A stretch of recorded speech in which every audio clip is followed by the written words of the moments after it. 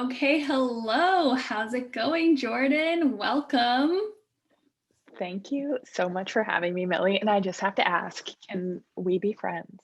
Yes, I feel like we're already friends. The I first time think we've so ever too. actually spoken, like in a full conversation, not just voice notes, but I feel like we're already friends. We bonded already. Jordan's got the beach art in her house, so it's already done. And we've got like almost matching hair right now, for those of you. I need pink in mine. I love yours. I just did this for the first time ever too. It's like some spray in, like shower out, like temporary thing. I've always been too scared to do it. So I did it today. Woo! Today's a big day. This is a big day. So I'm so happy to have you here, Dr. Jordan Wiggins. Jordan is, well, first of all, she's a pleasure advocate. Let's just say that first and foremost, because that word pleasure is what drew me in to Jordan from the get-go. And actually, as an official title, Dr. Jordan Wiggins is a naturopathic doctor, as well as an entrepreneur and women's sexual health disruptor, a title that I really love, women's sexual health disruptor. And she is revolutionizing the way that we deliver, educate, and talk about sexual health and pleasure. And as the author of The Pink Canary, Dr. Wiggins has unlocked the hidden secret to optimal wellness and the real life ways that you can start to welcome pleasure back into your life, work, and relationships. And I am so here for this messaging.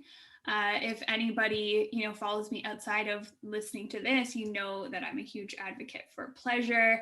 I talk about luxury all the time, and for me, really, pleasure and luxury are just like this, because the way I view luxury is, just this idea of abundance, really. And I think that pleasure is just that. It's like in the moment abundance of, physical experience, right? So I guess my first question for you would be, how do you define pleasure? What is pleasure to you? This is exactly what I wanted you to ask. Amazing. Because I find that so many women out there, people out there, are scared, or their automatic reaction to the word pleasure is they have like a nervous response about it, or they think it's bad or shameful or automatically has to do with sex. And I want to break that conditioning, that association that we have with the word pleasure, because Matter. yes, pleasure is like we can have sexual pleasure, but there's also physical, spiritual. There, pleasure can be watching the sunset. Pleasure can be that feeling in our body when we've held our pee too long and we finally go. The It really can big. be so many things. Hearing kids laugh. Um, and when we have a negative association to the word, we're automatically distancing ourselves from it and putting it out there that Mm. I don't want more of this. So I would love for everyone to embrace the word pleasure in all of its facets. It's glory. Yes. Another thing, I think I'm just going to dive right into this. Another thing that we connected on already was, there's a book called Pussy. And this book is about reclamation around, well, this word, pussy, and also around pleasure. And I would love to hear more of your take on this journey that you've been through, because I know the author of the book Pussy is Mama Gina. Mhm. And she has a program. It's a school of womanly arts. And in this program, you learn so many things about being in your body and, owning who you are and having that connection. So I'd love to hear, like, because you took this program a while back, right? It was already. I did. Yeah, it was 2017 or 2018. Womanly arts, yes. Um, and this was a very pivotal part of my Yeah. journey personally, because personally and professionally, because at this point I had graduated school as a naturopathic doctor. I'd opened a women's health clinic. It was successful, like beyond my dreams, but I was working these 70-hour weeks Mhm. and not practicing what I preach. I felt like something was missing Yeah. in my life, in my marriage at the time. And professionally, my patients were echoing the same thing. Um, so I was in search of what's missing because Mhm. with my patients, I was balancing their hormones. They had energy. The weight was coming off. All these things were improving, but there was two things that weren't. Okay. Their Mhm. sexual desire, Yeah. and they didn't have a word for it, but there is a medical term. It's called anhedonia, and Okay. it's lack of pleasure or joy. And you can tell you're just blah. You're not as happy as you used to be. Things that used to make you happy don't make you happy anymore. So just knowing that there's a word for that and being able to say, yes, that's what Mhm. I mean, because Mhm. we almost don't have language to describe it. And I didn't even know that's what it was Like at the living time. life in the gray zone. That's exactly what it feels like. Yeah.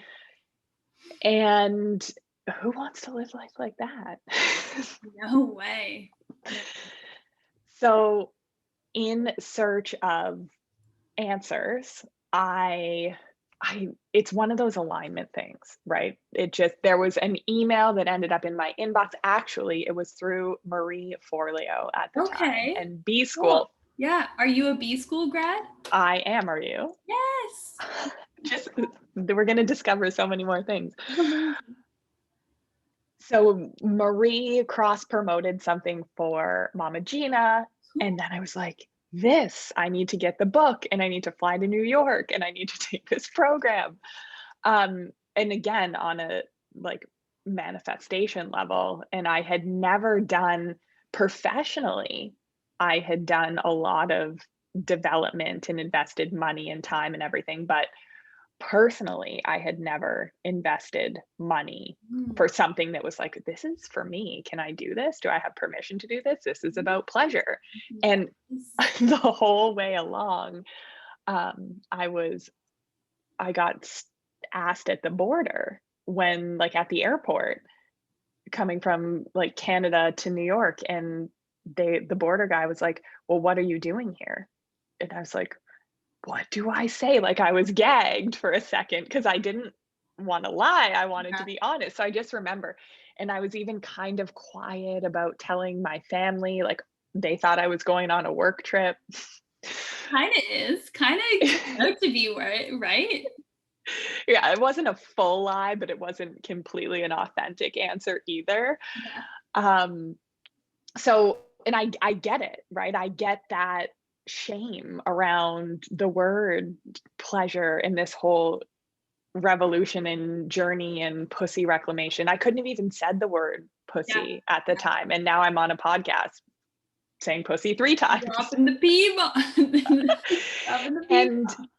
yeah, just at the time, everything she said had resonated with me and my helped me put things in perspective for my patients, and then helped me sort of grow into this next evolution as a doctor, sexual health disruptor, sex educator.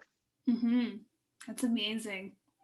I'm so happy that you've been on this journey. So I was actually going to ask you like what brought you here, and I think you just answered what's brought you here, and you're doing so many incredible things in this area, and like just even like the name of your Facebook group, which is I don't want to say it wrong, but it's the The pleasure mindset boot pleasure camp. mindset. Yeah, yeah, because I think it was. Oh, yeah, I'd seen one of your posts around pleasure mindset, and that really like drew me into your profile on your Instagram page.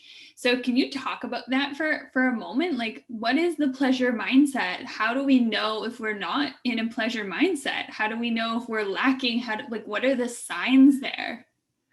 So this is huge for women Mhm. and what we think our role is, Mhm. which is to, you know, care for others and put ourselves last and make sure dishes are clean before we can relax. Yeah. Um, and we know we're lacking a pleasure mindset basically if we are low libido is one of the biggest. Right. If we're talking sexually. Yeah. Yeah, if we're talking sex, it's low libido. Mhm. It's putting yourself last. Mhm. Um, People please. difficult, pardon? A lot of people pleasing. So much people pleasing. Mhm. Difficulty speaking your mind, speaking your desires, wants. I was just gonna say, like even like expressing needs would probably be up there for sure. And we don't realize like how much resentment builds or how out of touch we actually get with ourselves, our like the true essence of who we are when we're Mhm. constantly putting others first and not being able to communicate. Mhm. If you hate receiving gifts or compliments, That's a big one. That's a big one. Yeah. mhm, Yeah, that was a huge uh, change in my like practice was just saying like thank you. And even I think that even when you do get comfortable receiving compliments, it's a tendency to then compliment back immediately. You know? It's like, "Oh, I have to reciprocate this immediately." it just changes the whole vibe. Yeah. And so if I say, like I said the other day, Millie, I love your necklace. If you're like, "Oh, I got this on sale," Right. and, you know, if you just Counting it. and and just those things that we've been conditioned to say, then it just takes the energy down. But Mhm. if I say, "I love that necklace," and you're like, "Thanks, isn't it amazing?" Mhm. Then you feel uplifted as the person receiving the compliment, and I feel uplifted as the giver of the Yeah, compliment. honestly, when you said that to me and I responded, I said, "Thank you so much. It's my husband's jeweler." I thought about it, I was like, for 1 second, I was like, was that like, should I have said? And I was like, what's just a fact? Like, it's just the truth. Like, my husband's a jeweler. He gave me this necklace. I love it, you know? And it's And that I programming, right? and I went and I checked it out, and for a second, I didn't second guess your response or anything. I was just like, "I love that necklace," and she told me where she got it. Because that's another thing sometimes too. It's like we pretend we don't know where we got it or something. Like, there's this whole weird I don't where did we learn where did this come from? Right? It's minimizing. It's constantly shrinking and minimizing because we don't want to make anybody feel like we think we're better or that we have confidence. Like what? Why? Why don't we want people to know we have confidence? We love to watch other people who have it, but then when we have opportunities to embody it, we shy away. We're scared of doing it. So, I think the natural next question then is like how do we start to reacquaint ourselves with one? So I'm just going to pause for 1 second and say, in terms of manifestation as well, the two most important questions that we need to ask ourselves are who am I and what do I want? Two most important questions for manifesting anything because first of all, if you don't know who you are, you won't know what you actually want, right? Because you're not in touch with yourself. So after saying that, back to my question, how do we start to reacquaint ourselves with pleasure? Like what's the avenue? What's the easiest way that doesn't feel extremely intimidating or overwhelming? So this is the magic. This is what I love doing because every person's journey is going to be a little different. But in a nutshell, we want to know what I get people to ask themselves is how can I make this moment more pleasurable or this situation? Mhm. And even if it's a small shift, like cleaning your workspace and putting some fresh flowers so that when you sit down to start your day, it feels better.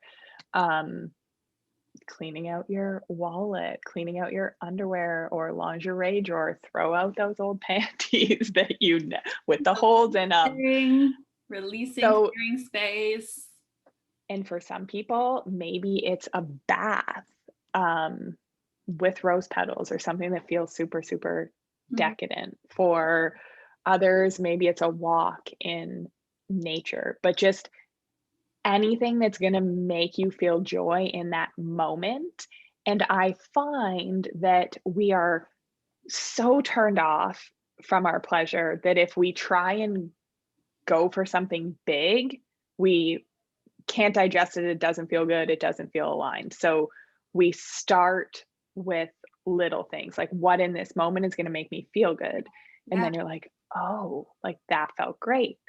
So then pleasure begets pleasure. Yeah. So the more you're having, the more you're wanting, the more you're attracting, and then we just get in Yeah. this flow. And I don't know if that was too high level for your listeners, so we can try and break it down more. Yeah, so the way it clicked for me when I first got into this idea of like pleasure and what that means for me in my life is that it's very sensational. It's very based in the moment and it's very based on like the five senses. It's like, what can I feel that's pleasurable for me? What can I smell that's pleasurable for me? What can I look at? What can I hear? Like really being in the physical body is where pleasure lives, right? Like pleasure can be emotions as well, but I find that emotions are really fleeting, right? Like we can't always guarantee or measure or base anything off of emotion, right? So it's that moment to moment, and when I talk about luxury and embracing luxury, it kind of is pleasure, really. Like when the way that I talk about it, it's because the definition of pleasure, or sorry, the definition of luxury and the definition of abundance, they're very similar. So it's like more than necessary. So it's like taking that extra moment that's more than necessary, because you could get a task done just very efficiently, like you're talking about, like, if you're washing the dishes or cleaning your desk, and you could just rush and hurry through the task, or you could make it pleasurable, turn it into a ritual, like buy the soap with the essential oils that like you really love the smell of, so that when you're washing the dishes you have a pleasurable experience. Or turn on some like sexy music while you're washing the dishes, like just taking that extra moment that's above and beyond what's necessary. And that to me feels so pleasurable. Being in the moment, physical moment, looking around me, what can I like bring into my experience? I want to build on that, and I want to just add another thing that has been huge for the women that I work with is clothes. And we get them to dress with, how does it feel on my body? Mm-hmm. Not how does it make me look, not what will other people think, but how do I feel Mm-hmm. in this item? Mm-hmm. And again, we're bringing it back to, because then it becomes more about like fabrics that we're choosing, and like, do we want like an itchy cotton shirt on our body? And I noticed that like robe or what you're wearing, and I was like, oh, I want to touch it. I'm wearing a silk leopard print kimono, Yeah. just so everyone knows that can't see. I didn't even really do that. I didn't do it on purpose, but like that is how I dress, is that I'm like, how do I want to feel today? And what vibe do I want to like? It's all about the vibe for me, with the manifestation. So totally, I really like that. Yeah. How do I want to feel? And let's build on what you said with the dishes. So a lot of women that I work with have low libido, sexual dysfunction. I'll break down in a second what that is, but Definitely. let's play this out. You're doing dishes, you're in a hurry because you also want to go get the laundry that you left in the washing machine and whatever. You got a bunch of stuff that you want to just get done at the end of a long day. And your husband, partner comes up to you, they like want to caress you, kiss your neck, and you're like, ugh, like get off me. I'm doing the dishes because I'm Things to do. rushing and I'm focused on this task. Like it doesn't feel good for your partner, it doesn't feel good for you. Mhm. It's just like a bad interaction. Right. But you're doing the dishes and you're in your silk leopard kimono and you have the soap with the essential oil and you're just taking that extra minute and then your partner does the same thing. It's an opportunity for connection. It's an opportunity to build desire. It's an opportunity to like create that attraction again Or in a long-term relationship. feels like there's more openness there. So much more, so much more openness. So, and there's a physiologic reason because if we're rushing and we are in our sympathetic nervous state, that fight or flight response, our brains don't receive pleasure Mm. in the same way. And this is especially true for women. Women need to be in the parasympathetic nervous state. They need to feel safe to have the most expanded, great connected sex. And they've studied MRIs. So this is like legit information that we can't um we can't really hack because it's our biology.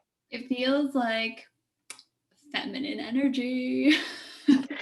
I know, which is Like amazing there's because it's it's it's totally being in the feminine, it's feminine practices, and I've started to teach these things, but yes. the women that I work with, they are like, well, they're in their masculine. Yes. They're very successful Most everywhere of us except the are bedroom. yes, most of us are in the masculine. We live in a heavily masculine society. We're taught that that's better.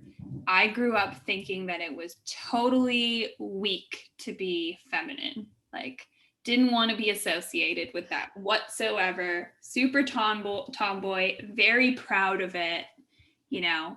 No, don't hold the door for me type of situation.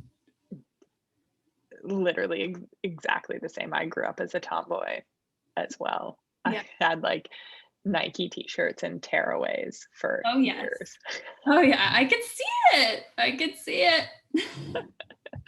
Okay. So I need to but it's fascinating because there is a growing body of medical research that supports it.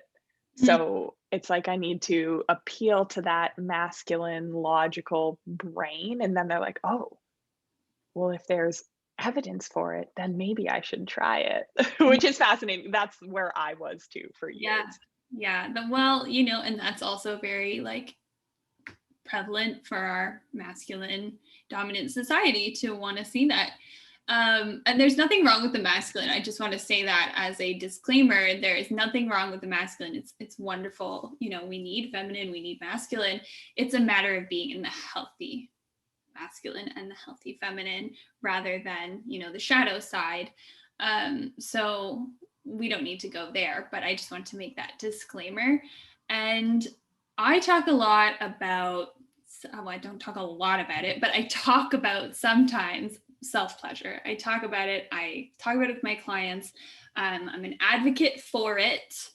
I believe that it's a wonderful way to connect with ourselves. And when I was having a conversation recently with a client, the thing that came up was, well, I don't have the like libido basically to self pleasure, and that never really crossed my mind before. I was like, I never felt like I needed a libido to self pleasure. It's just something I do as part of my self care routine. It's sort of something that I've always really had as a way to connect with myself. But what would you say to that? What would you say to somebody who doesn't have any kind of self pleasure, you know, routine, and feels like they're too low libido to even go there? First of all, very common.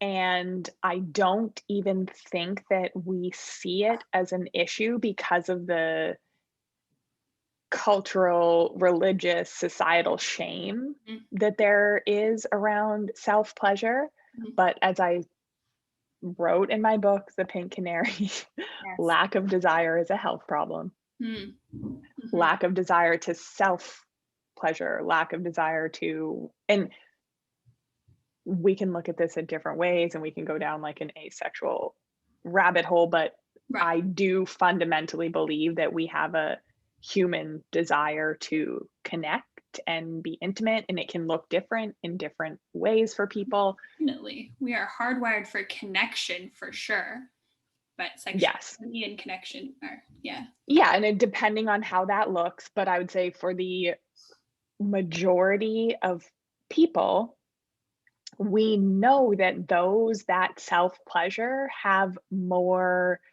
satisfactory sex lives than those that don't.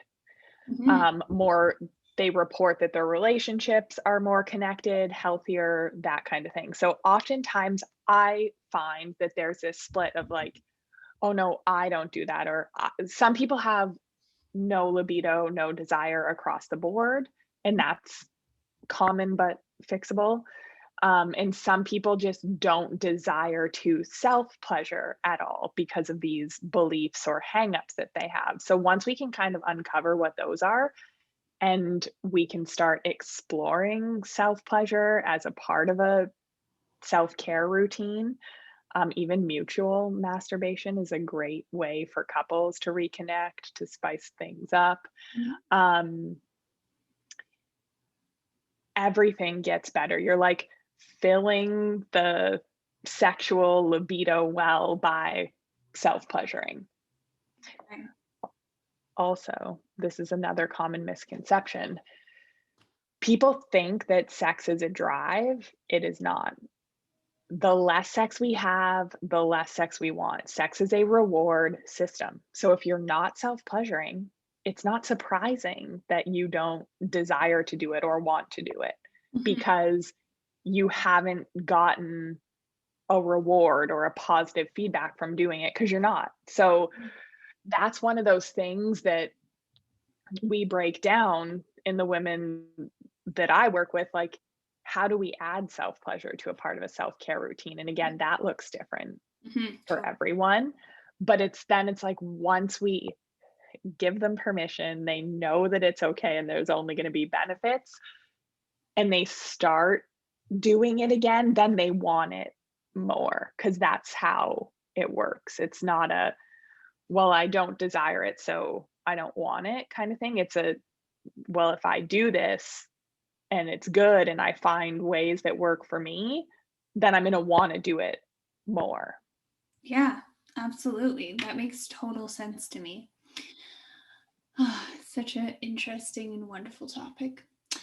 Anyways. We, we've been taught, like, most of what we've been taught is wrong. Yeah. Yeah, and it's not even that we've been taught like explicitly necessarily. It's just a lot of stuff that we've picked up even, well, maybe we have been taught explicitly depending on, where you've come from. Of course, I absolutely can't say that, but a lot of the other things that we picked up are just kind of like through, messaging that we receive about how we should be, the type of people we should be, or what good girls do, like the good girl, role. Yeah, that the good girl conditioning has a huge impact on libido, because there's somewhere in the recesses of our mind that it's like good girls don't want sex, and if you do, then you're any host of bad these bad words Mhm. that we all grew up hearing. And it's really a shame. Shame is the key word there. Yeah. It's really the key word there, right? And the thing about shame is that it can only survive in the dark, right?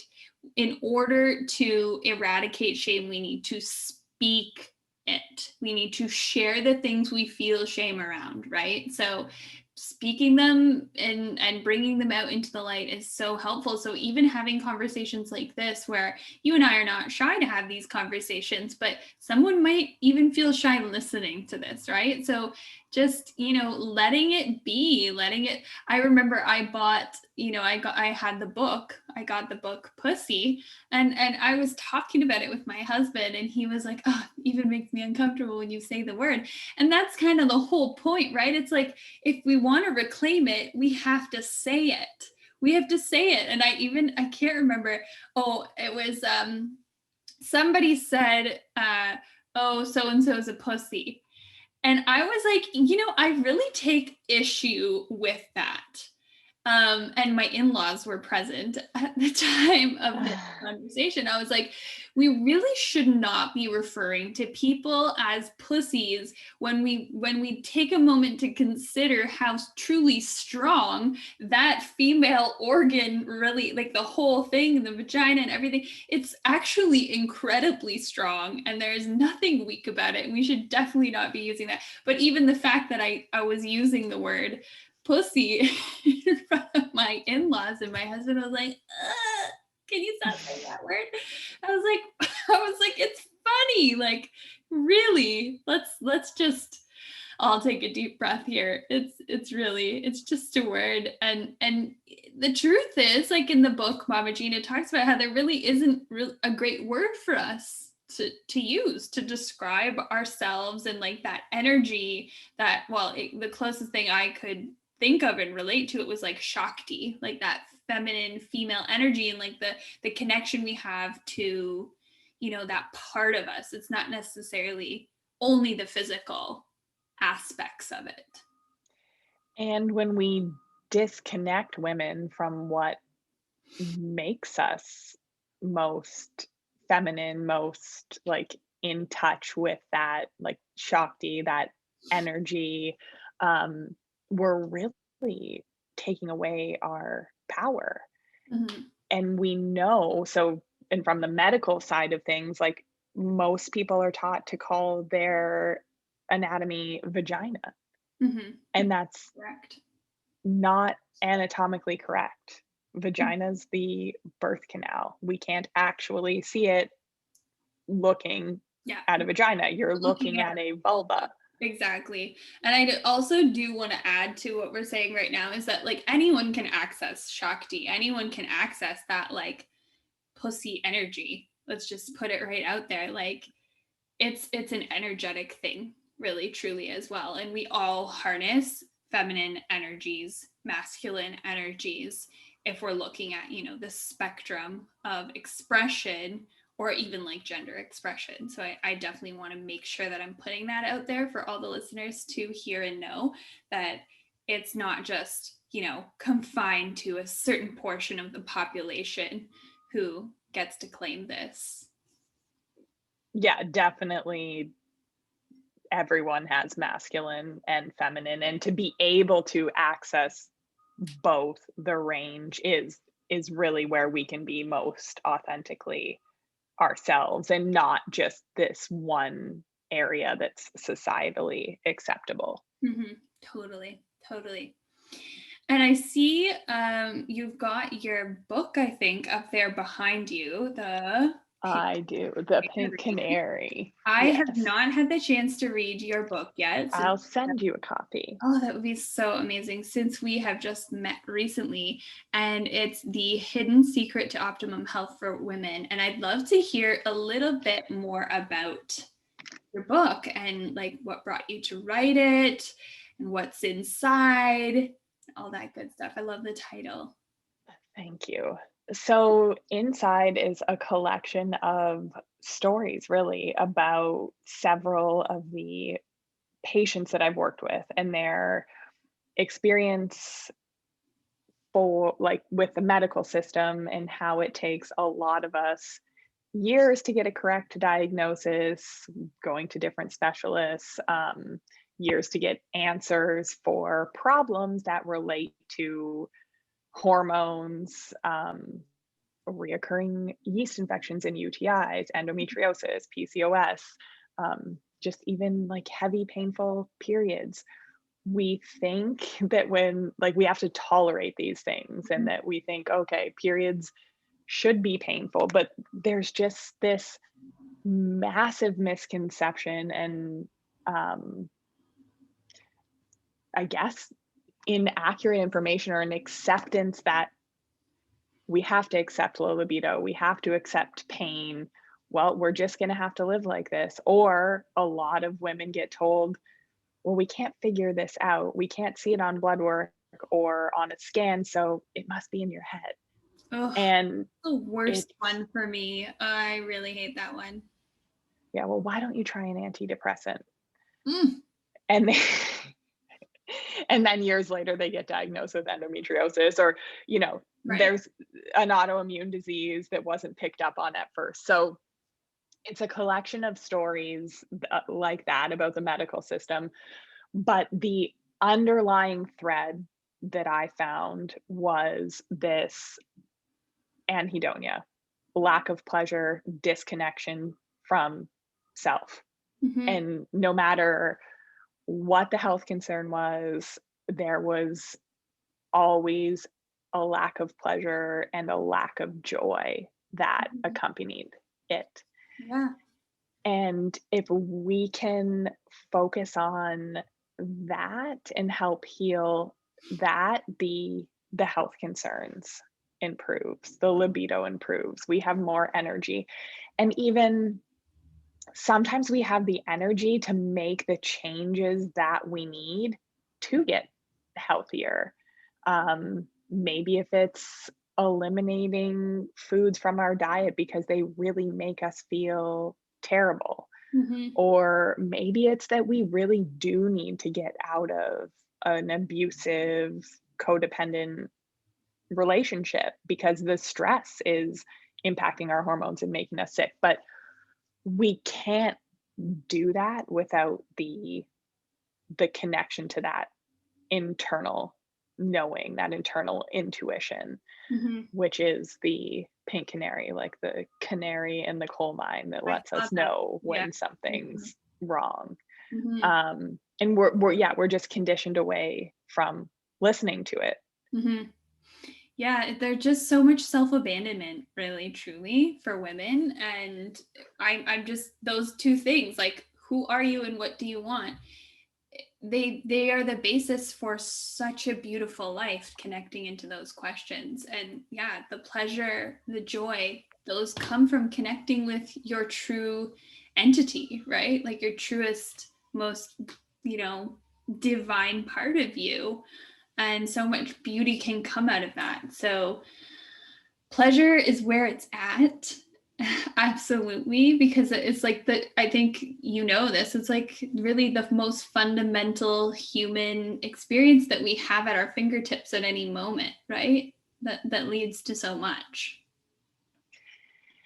And there's this, when we divorce ourselves from pleasure, that's why we have 1 in 2 women suffering from sexual dysfunction globally. It's crazy. And when, like, what other health concern will affect 1 in 2 women in their lifetime? There isn't one. That And I never we don't know it, we don't talk about it.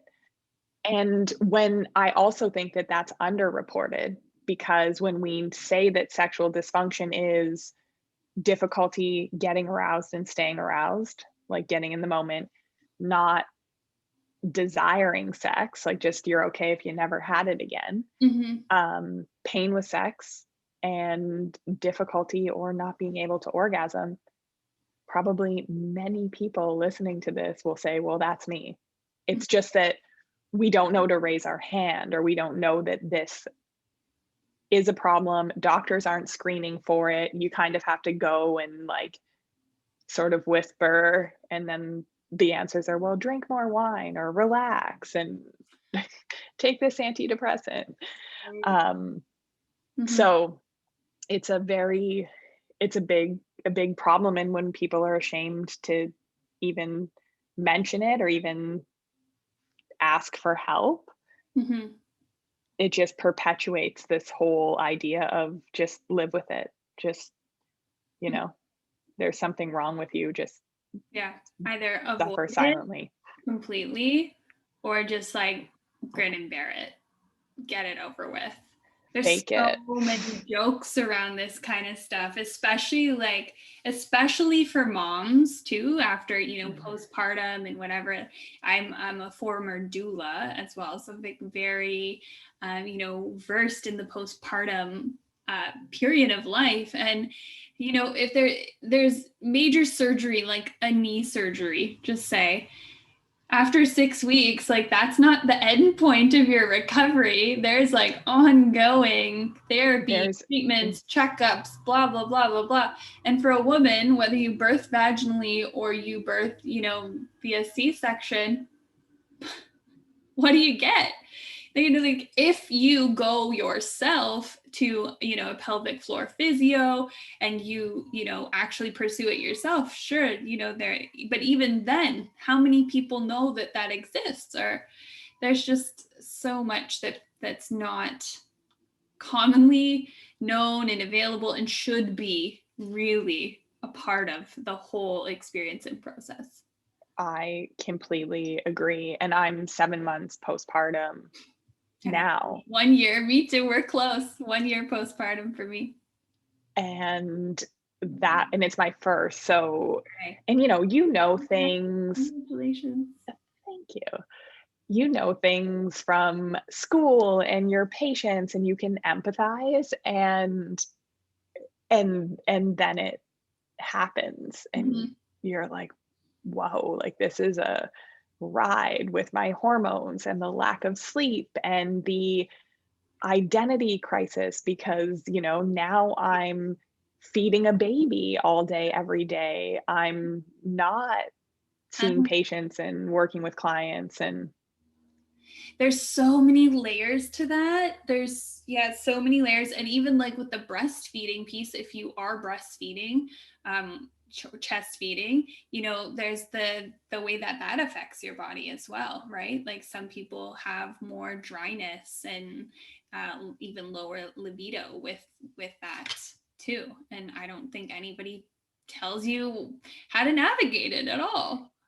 and this is why we need to have these conversations, and it's why I wrote The Pink Canary, because it was like I had pelvic pain from training incorrectly as a high school rower, and I didn't know what a pelvic floor physiotherapist was. I don't even know if there was one in my town at the time.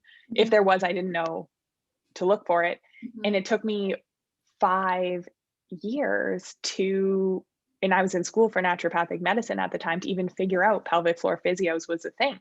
Mhm. So then in The Pink Canary, I'm writing, as a person with a vulva, if you've carried a baby, we should go see a pelvic floor physio and just make sure that, like, there's certain things that it's not common practice for women's health Mhm. that need to be.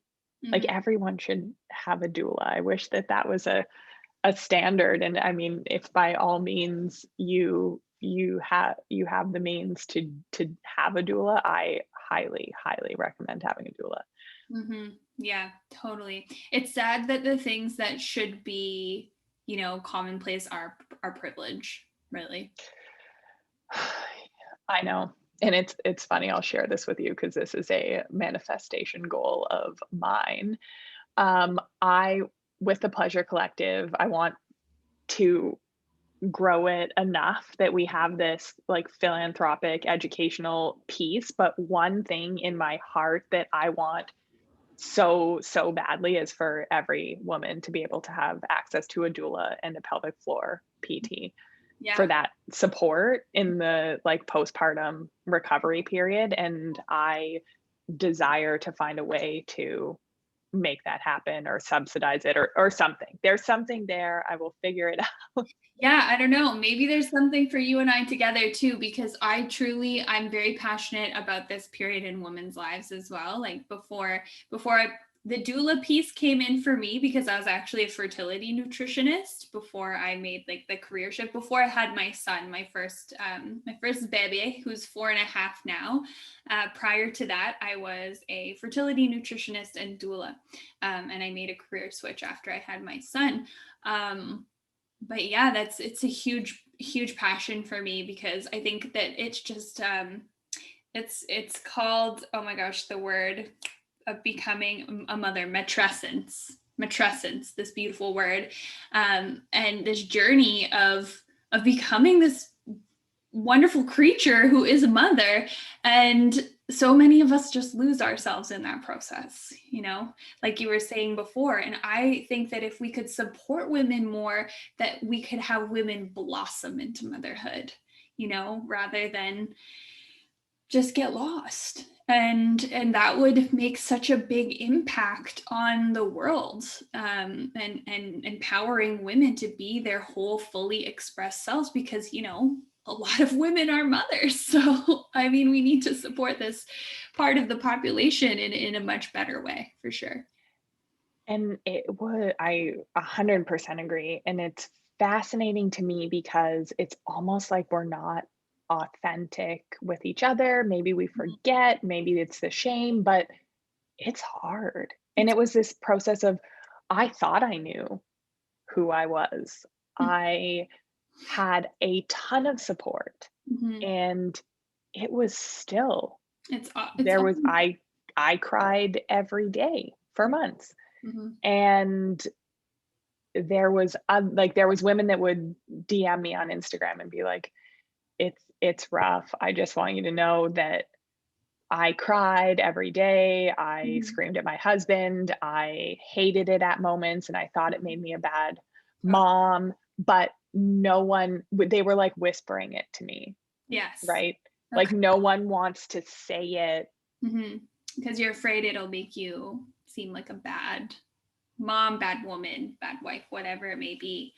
So for these Yes. women who are whispering about this stuff, or not even working up the courage to like say something to somebody about what they're going through, how can they find you? How can they come into your world? How can they take the next step into their own pleasure mindset, and learn more and start, exploring this part of their journey?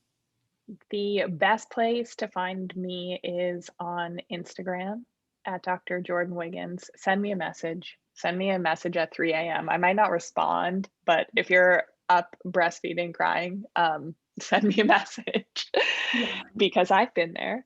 I get it. Mhm. Um, and a great way to get connected with my work is to join my community, the Pleasure Mindset Bootcamp. We are constantly talking about these things. I do events, master classes, things in there, usually once a month. So it's a great way to get like familiar with this information and start on your pleasure reclamation journey. Okay, that's great. And I will be sure to put those links in the show notes for everybody to locate easily. And my final question for you, which, I think you did answer one piece to this already, but I'm going to be asking everybody this exact same question, is what are you currently manifesting?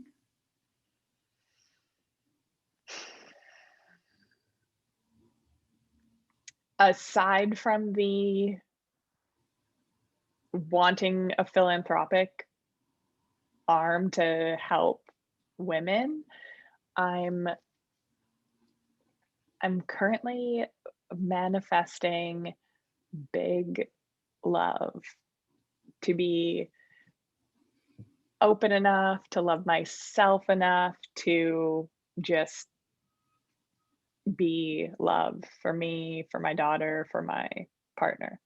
That's beautiful. Yeah, that's great. I love to hear an answer like that, because sometimes with manifestation, we can often think that it's only tied to material things, which it's truly not. And so thank you for that. And thank you for coming on. This was incredible. I'm so honored to have had you, and I'm excited to continue to grow our friendship because I see it going beautiful places. So thank you so much again. And yeah, I can't wait to share this episode with everybody. Thank you so much for having me, Millie. It was so much fun. Okay. Bye.